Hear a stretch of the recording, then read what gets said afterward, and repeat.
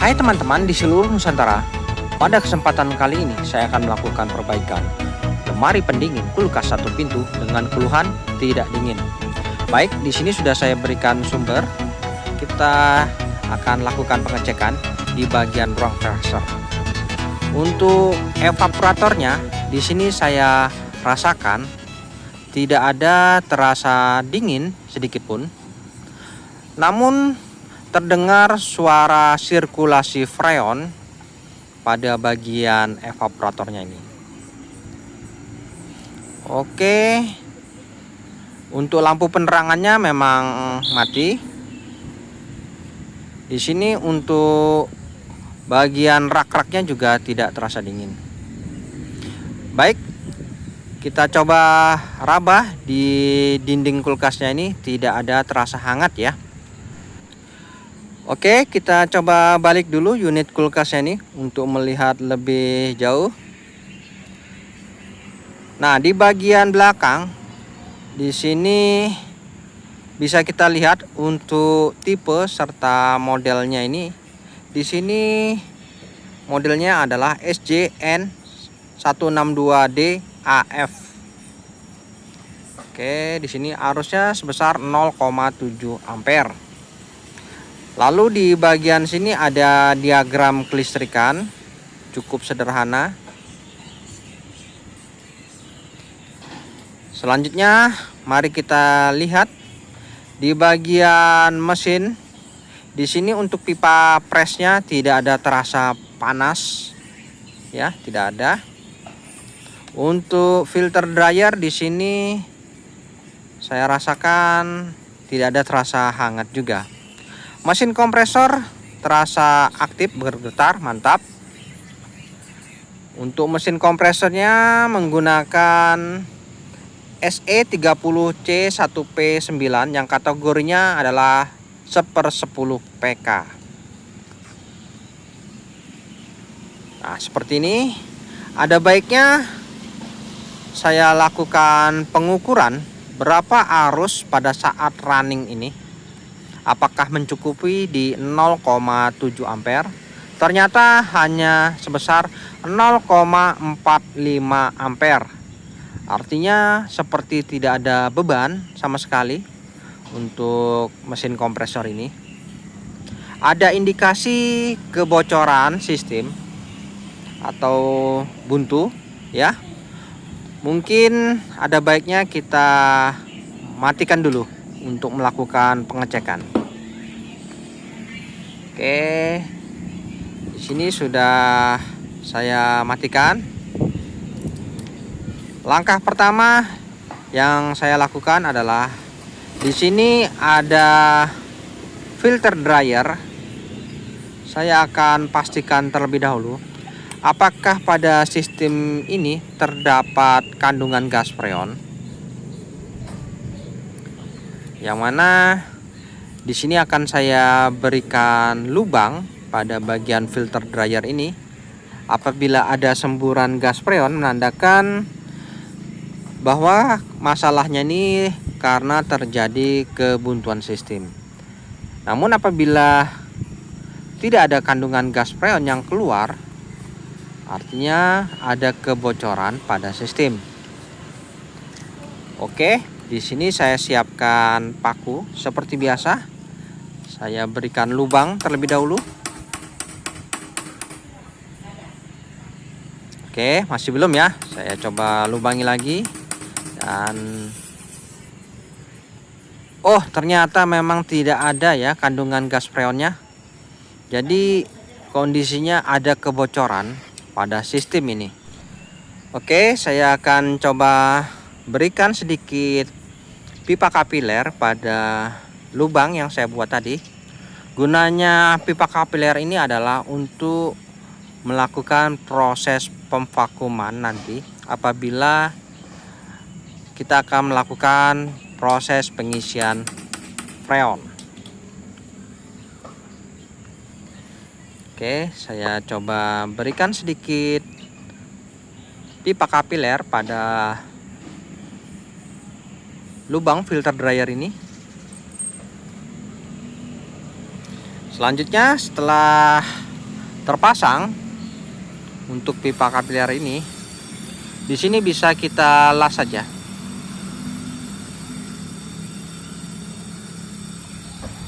Oke, saya coba lakukan pengelasan terlebih dahulu untuk jalur pembuangan udara pada pipa kapiler. Oke, di sini ya. Sudah terpasang untuk jalur pembuangan pada filter dryer. Nah, seperti ini. Biarkan saja ya. Kita dinginkan sejenak. Oke, setelah dirasa dingin sudah di sini, kita akan lakukan pengecekan di mana letak kebocoran pada sistem. Yang mana di sini tidak ada tanda-tanda sedikit pun di mana letak kebocorannya. Untuk lebih pasti, saya akan lakukan test press terhadap jalur antara jalur pipa evaporator dan jalur pipa kondensor. Yang mana di bagian belakang filter dryer untuk jalur pipa kondensor, di sini saya potong. Oke. Nah, ini sudah saya potong ya untuk pipa jalur kondensor. Lalu pada potongan di bagian filter dryer ini, di sini saya tutup permanen. Nah, oke, ujungnya saya tutup permanen. Nah, ini untuk lebih akurat lagi, ada baiknya langsung saja dilakukan pengelasan supaya benar-benar rapat.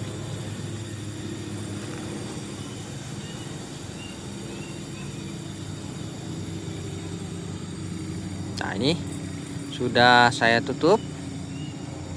Lalu untuk pipa kapilernya ini yang ujungnya di jalur pembuangan udara juga saya tutup.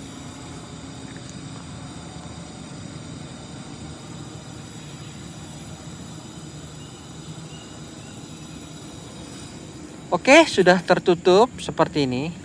Dan ini adalah jalur yang menuju ke evaporator. Nah, oke, pipa kapiler ini jalur yang menuju ke evaporator. Selanjutnya untuk jalur evaporator di sini, ini adalah pipa hisap. Di sini saya potong.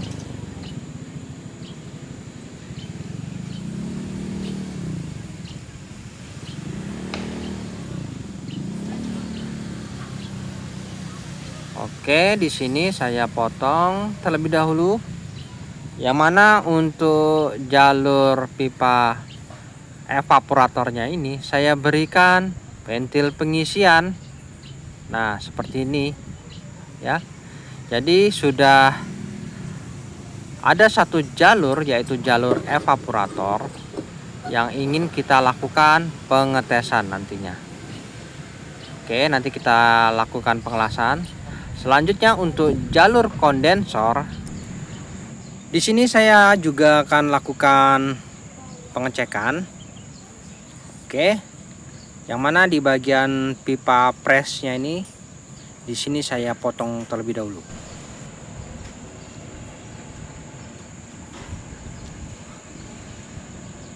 Oke, di sini saya akan lakukan pemotongan.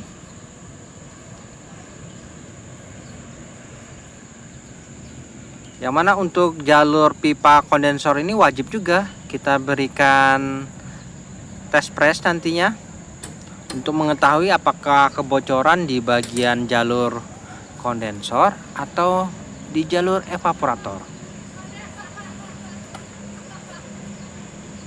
Di sini saya akan berikan ventil pengisian,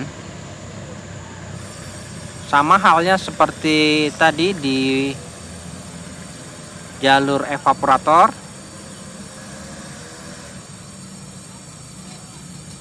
Oke, jadi yang saya berikan pentil pengisian ini adalah jalur kondensor dan jalur evaporator, yang mana pada bagian ujung pada masing-masing jalur di situ kita tutup.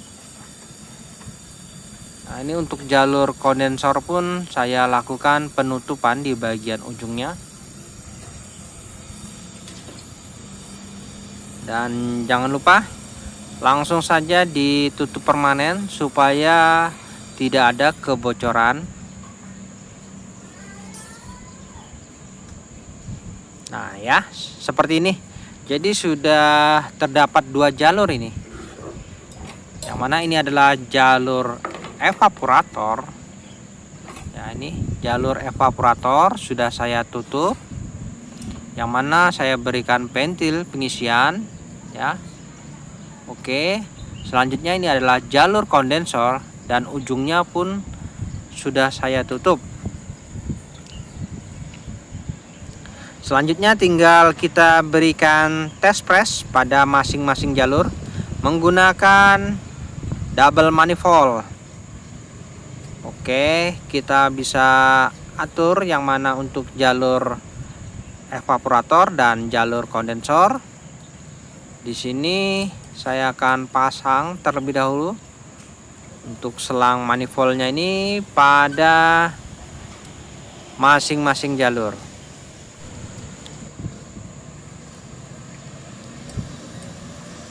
Oke, untuk jalur kondensor sudah saya pasang. Selanjutnya ini adalah jalur evaporator.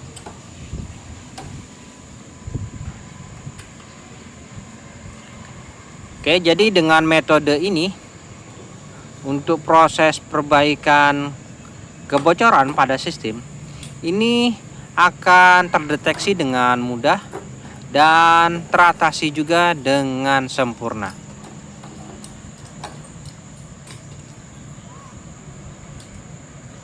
Baik, di sini sudah terpasang. Yang mana untuk masing-masing jalur sudah kita pasang pada manifoldnya ini. Tinggal kita lakukan penekanan pada masing-masing jalur. Yang mana di bagian jalur warna biru ini adalah jalur evaporator dan yang warna merah adalah jalur kondensor. Untuk melakukan proses penekanan di sini saya menggunakan mesin kompresor kulkas yang sudah tidak terpakai. Selanjutnya tinggal kita mulai proses penekanan. Saya hidupkan mesin pompanya dan proses penekanan berlangsung. Di sini untuk jalur evaporator cukup kita berikan tekanan sebesar 100 PSI ya, karena ini adalah evaporator plat ya, tidak boleh lebih ya. Lalu setelah itu kita berikan tekanan di jalur kondensor. Untuk jalur kondensor maksimal di 400 PSI saya berikan tekanan. Oke, dirasa cukup. Dan seperti ini. Selanjutnya kita matikan pompanya. Dan bisa kita lihat ya, untuk pipa evaporator sebesar 100 PSI sudah cukup. Jangan terlalu banyak ya, bisa gembung nanti. Lalu di bagian kondensor cukup di 400 PSI. Dan setelah beberapa jam kemudian, di sini bisa kita lihat untuk jalur evaporator ternyata tidak ada penurunan. Ya.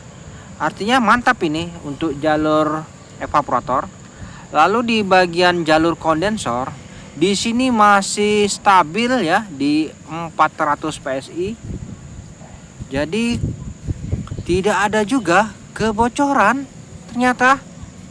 Jadi kondisinya mantap. kedua jalur tidak ada kebocoran ya. Jadi untuk masalah kebocoran pada sistem bisa diatasi dengan cara ini.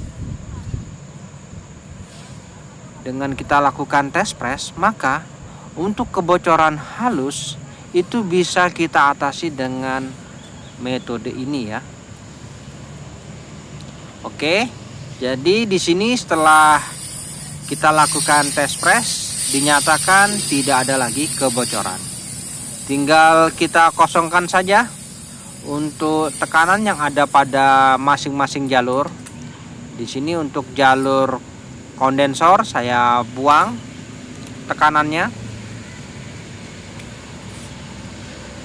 Dan untuk jalur evaporator pun saya kosongkan tekanannya.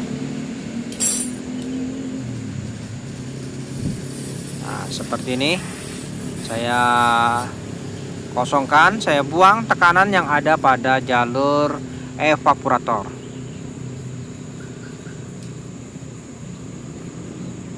Oke. Di sini sudah mulai nampak ya, untuk jarum manifoldnya sudah pada turun, menandakan sudah tidak ada lagi tekanan pada sistem. Nah, mungkin teman-teman sempat bertanya-tanya, jadi bocornya di mana? Nah, itu. Jadi untuk kebocoran sistem secara otomatis sudah bisa diatasi dengan metode ini. Jadi apabila kebocorannya tidak bisa diatasi dengan metode ini, maka akan bisa ditunjukkan oleh manifold di mana letak kebocorannya. Untuk kasus ini ternyata kebocorannya bisa diatasi dengan metode ini. Jadi kita tidak perlu melakukan penggantian ataupun penambalan. Jadi tinggal kita kembalikan lagi posisinya untuk perpipaan ini, yang mana di sini ada jalur pengisian, tinggal kita pasangkan pentil pengisian. Baik, untuk mempersingkat waktu saya coba rakit dulu. Nah, di sini setelah saya lakukan proses pemasangan kembali jalur perpipaannya. Oke, sudah terpasang semua untuk jalurnya. Lalu di sini tinggal saya pasang untuk jalur pengisian freon.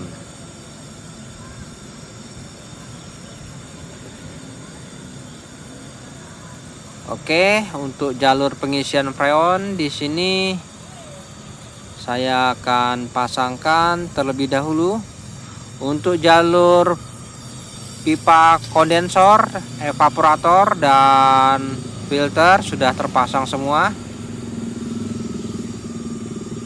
Tinggal memasang pipa pengisian.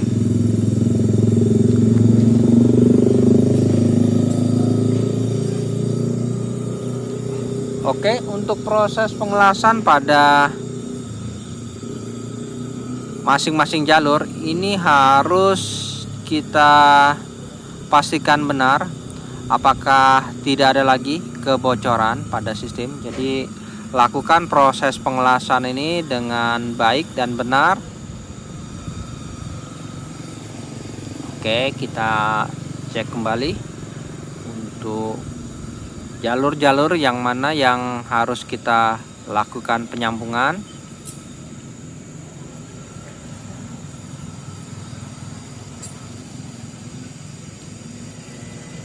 Ya, di sini kita pastikan semua ya, sudah tidak ada lagi kebocoran pada keseluruhan jalur. Tinggal kita lakukan proses pemvakuman. Ya, sudah terpasang semua. Jalurnya sudah yakin tidak ada lagi las-lasan yang kurang baik.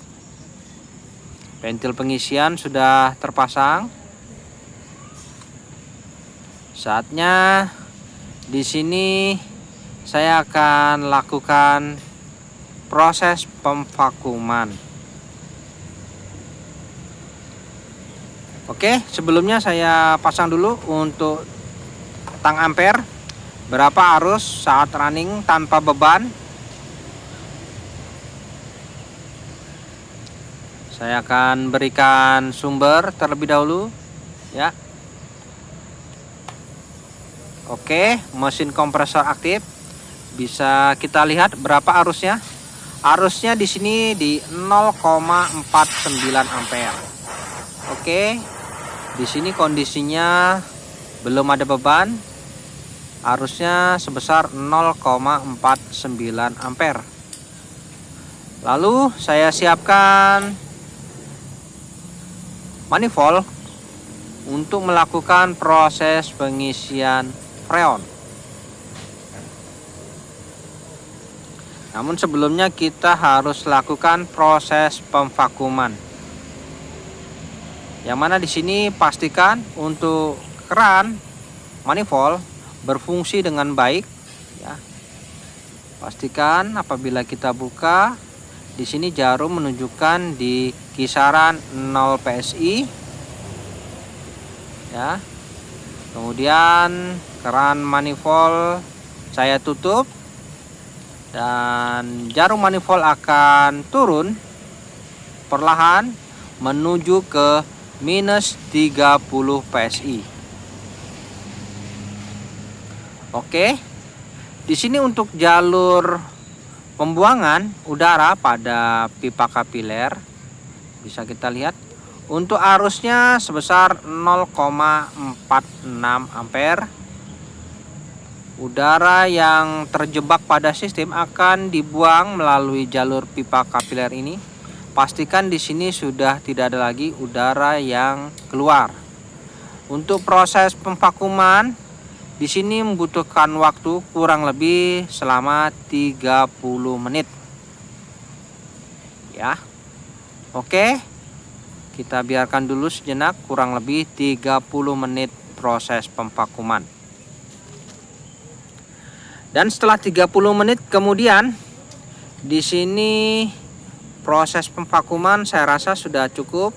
Bisa kita lihat untuk jarum manifold sudah menunjukkan di minus 30 PSI, artinya sudah tidak ada lagi udara yang terjebak pada sistem. Yang mana pada jalur pembuangan udara di sini sudah tidak ada lagi ya. Selanjutnya bisa kita tutup saja permanen. Oke, seperti ini. Jadi untuk proses pemvakuman, alangkah baiknya untuk mendapatkan hasil maksimal itu bisa menggunakan mesin vakum ya teman-teman. Oke, setelah tertutup di sini saya siapkan gas freon. Nah, menggunakan Bescool 134 AHD. Saya menggunakan refrigerant R134 Bescool. Saya pasang dulu untuk selang manifold pada keran freon. Di sini freon saya buka terlebih dahulu setelah selang manifold terpasang. Sebelum melakukan proses pengisian gas freon, alangkah baiknya udara yang terjebak pada selang manifold ini harus dibuang dulu ya. Oke, saya buang dulu udara yang terjebak pada selang manifold. Dan setelah itu baru bisa dilakukan proses pengisian gas freon. Ya, di sini untuk proses pengisian gas freon sedang berlangsung. Lakukan proses pengisian gas freon secara bertahap ya, perlahan-lahan sambil kita perhatikan arusnya ini. Jangan terlalu besar ya, paling tidak sekitar 0,7 ampere sesuai dengan nameplate yang ada. Baik teman-teman, setelah saya lakukan pengisian freon, di sini jarum manifold kurang lebih menunjukkan di skala 10 PSI. Jadi untuk proses pengisian saya rasa sudah cukup. Untuk filter dryer sudah terasa hangat, mantap. Lalu di sini untuk pipa pengisian bisa kita lakukan penyegelan langsung. Karena untuk proses pengisian freon sudah cukup ya di tekanan 10 PSI. Untuk arusnya di sini menunjukkan di 0,59 ampere atau kurang lebih sekitar 0,6. Sedangkan di nameplate tadi maksimal sebesar 0,7 ampere.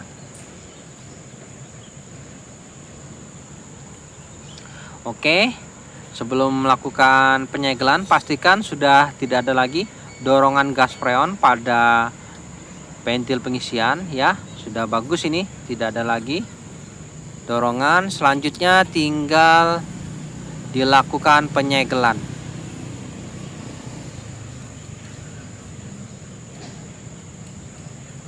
Nah, di sini saya akan lakukan penyegelan untuk jalur pipa pengisian. Untuk proses penyegelan pastikan di sini benar-benar tertutup rapat ya. Karena apabila ada kebocoran maka kita tidak akan bisa melakukan penyegelan.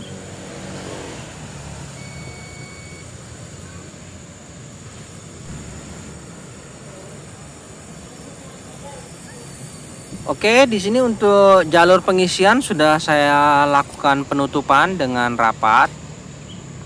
Selanjutnya filter dryer masih terasa hangat. Bisa kita rapikan saja di sini untuk instalasi jalur pipanya ini. Oke. Jadi untuk proses pengisian freon pada kulkas 1 pintu ini dengan kompresor 1/10 PK itu arusnya sebesar 0,6 ampere dengan tekanan sebesar 10 PSI. Saya rasa sudah cukup. Oke, seperti ini sudah. Selanjutnya penjepitnya kita lepas dan proses penyegelan sudah selesai semua. Tinggal kita lihat nanti ya bagaimana kondisinya. Untuk dindingnya terasa hangat, mantap. Jadi bisa kita pastikan ya di sini mantap juga dinding sebelahnya.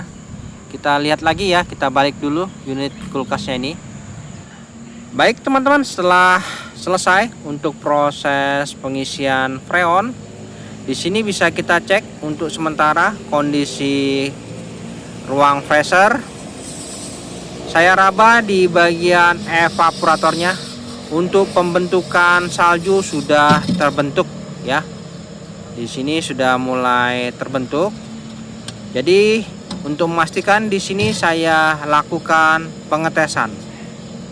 Oke, saya berikan air kemasan di bagian freezernya ini. Bisa kita lihat nanti dalam beberapa hari bagaimana kondisi hasilnya ya. Oke, kita tinggal saja dulu. Baik teman-teman, setelah 1 minggu kemudian di sini saya cek kembali bagaimana kondisinya. Untuk dindingnya terasa hangat di sini, mantap, pertanda baik. Lalu di bagian ruang kulkasnya, wah sudah terisi semua ya untuk bahan-bahan. Di sini air mineral terasa dingin, saya rasakan. Raknya juga terasa dingin, mantap. Lalu di bagian freezer, wah butiran saljunya sudah merata semua. Yang pasti di sini air kemasan yang kita lakukan pengetesan sudah membeku dengan sempurna di sini. Oke, jadi untuk proses perbaikan kulkas ini sudah selesai dengan hasil yang sangat sempurna. Baik teman-teman, sampai di sini dulu perjumpaan video saya dan kita akan ketemu lagi pada video-video saya selanjutnya. Sampai jumpa.